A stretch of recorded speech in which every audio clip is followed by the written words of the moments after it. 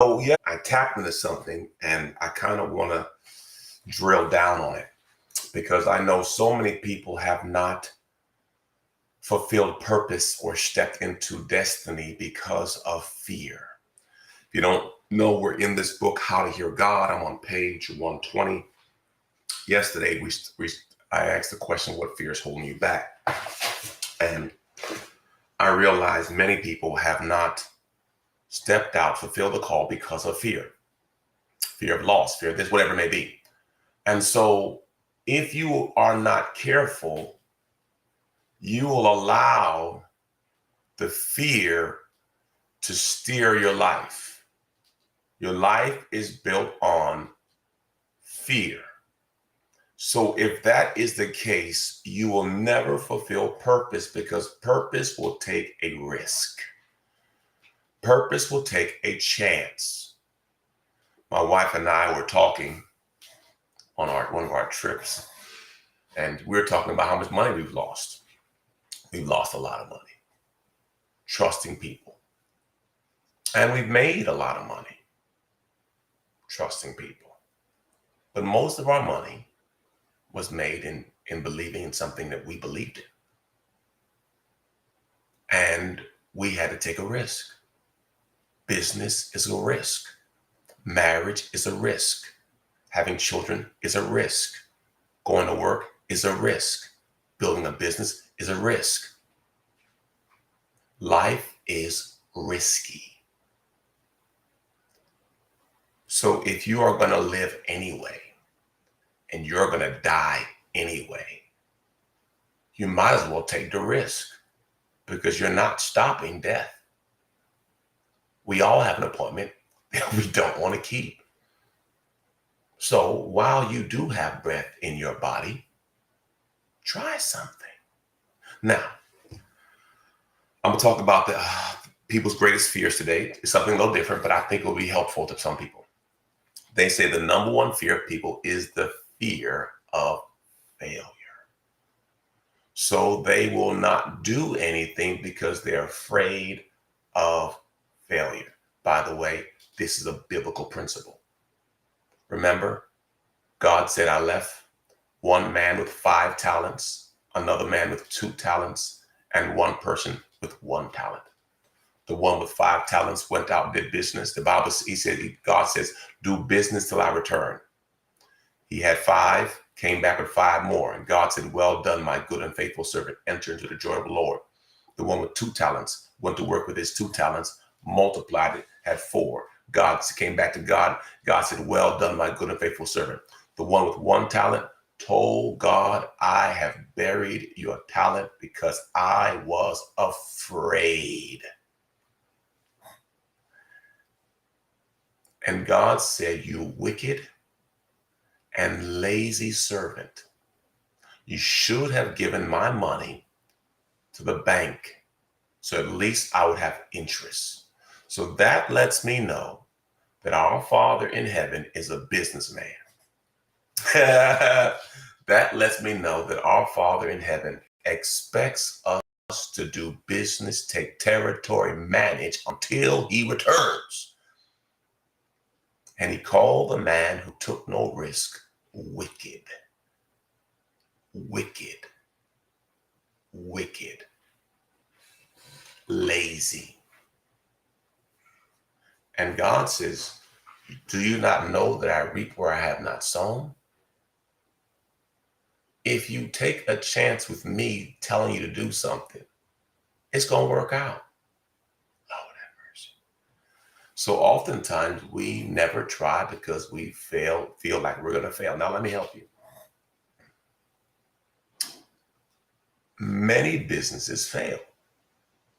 Many churches fail. Many people fail. So let me give you help. Failure is not final. Failure is a part of the process. When you think about a baby learning how to walk, do they just get up and walk, or do they fall numerous times before they walk?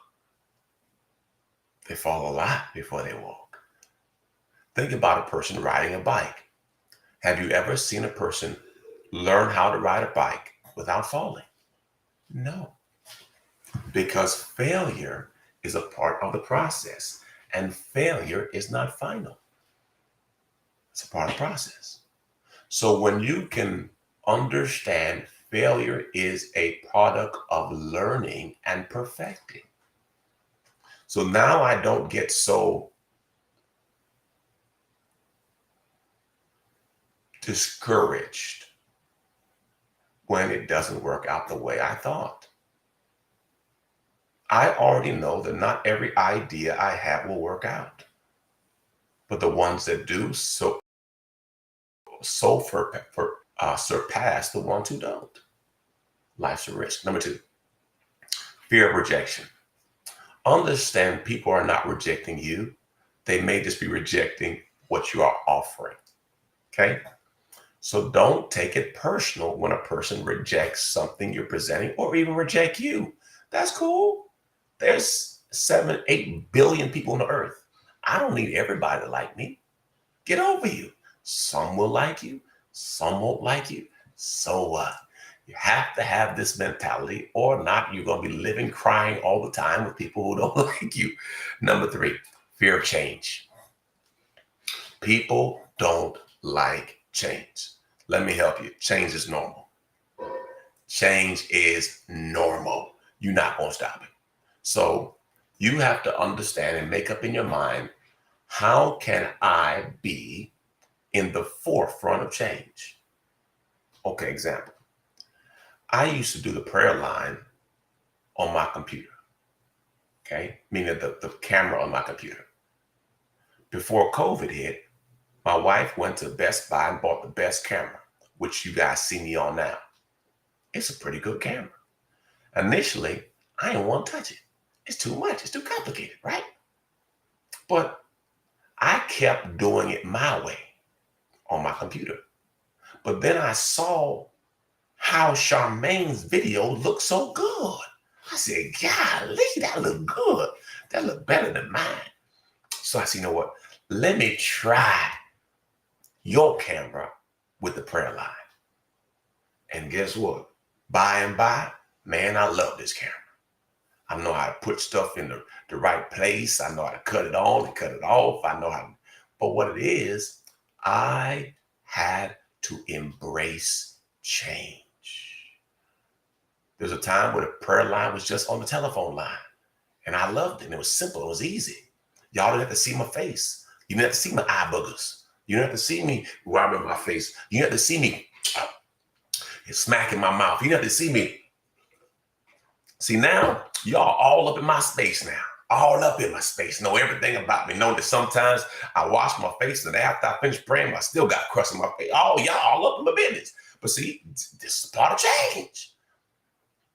But you have to embrace it. Can't run from it. It's part of life, change. Number 4, the fear of public speaking. I understand that. It's the lane I'm in. And for one time was a fear of mine.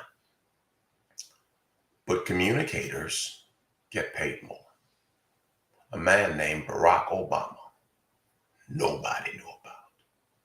He did a speech at the Democratic convention. And all of a sudden, people said, what? Who is he? Next thing you know, he the president. One speech. Public speaking may be a fear, but boy, it's a gateway to success. Number 5, fear of not being good enough. Well, let me help you. None of us are. Romans 3:23 says, for all have sinned and all have fallen short of glory. None of us are perfect. We are all under construction. But with that being said, God has given you a gift. He's given you his grace and his mercy. And God can do great things through you. So stop worrying about what you don't have and focus on what God has given you. Number 6, fear of vulnerability. This happens in relationship. Since you were vulnerable, people took advantage of your vulnerability, your innocence, your naivete.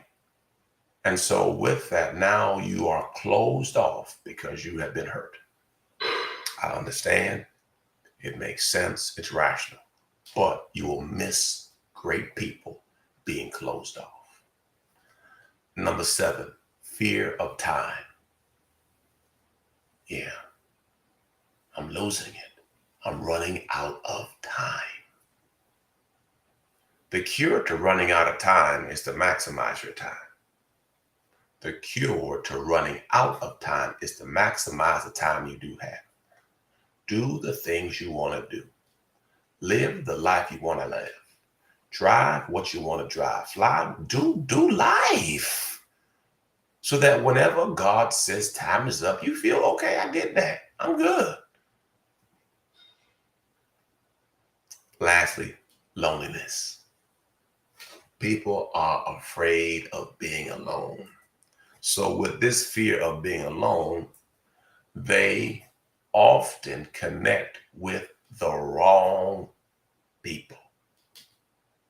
This is what my mother did. She says, Jomo, I don't want to be alone. So she got connected with this dude that was not good for her.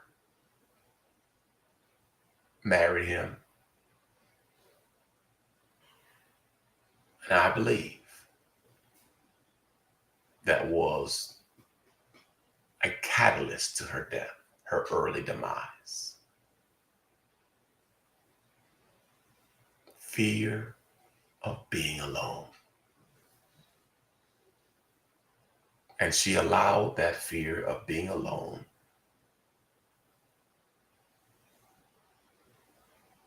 to take her to a place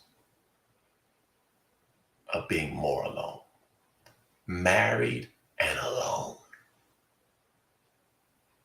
Worried about where a person is, what a person's doing, and that stress took her out.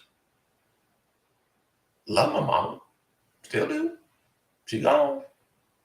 But if we were going to analyze that, I knew it was a mistake when it happened, but I did not want to dishonor her because she's my mother. And though I thought it was a poor decision, my mother. So I don't know who I'm talking to right now, who may be lonely and fear being alone and make a premature, poor decision that will put you in a worse position. The Bible says, God said, I'll never leave you nor forsake you. He says, I'm an ever-present help in a time of trouble. He says, draw nigh to me and I'll draw nigh to you. So what are you saying, Pastor? Trust God. Say it again, Pastor. Trust God. Say it one more time. Trust God. Okay.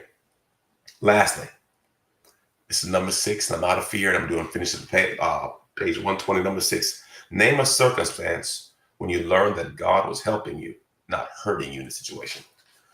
Name a circumstance in your life when you thought God was hurting you, but when you look back over your life, he was really helping you. Wow.